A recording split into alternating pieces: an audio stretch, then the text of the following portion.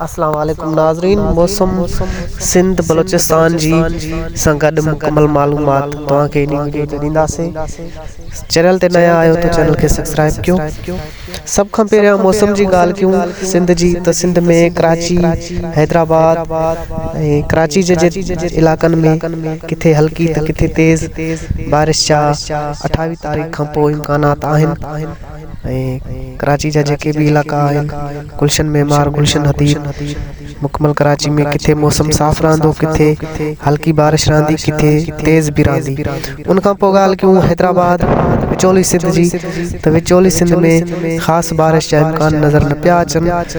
हैदराबाद, टंडो आदम इन्हनि इलाइक़नि में ऐं बादल थोड़ा थका रहंदा, हल्की बूंदाबांदी थी सके थी, ख़ासि इम्कानात नज़र न पिया अचनि।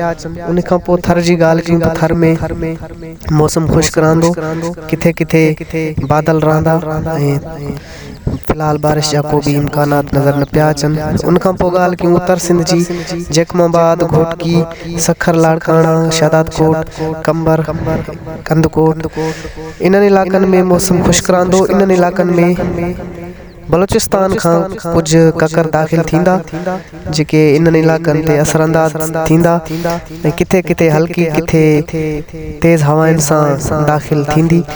ख़ासि बारिश जा ज़बरदस्त इम्कानात न हूंदा, लेकिन कुछ ककर दाख़िल थींदा। उन खां पोइ ॻाल्हि कयूं बलोचिस्तान जी, बलोचिस्तान जे इलाइक़नि में हिकु मग़रबी सिस्टम दाख़िल थियो आहे ऐं उन जा असर सिंध ते भी हूंदा।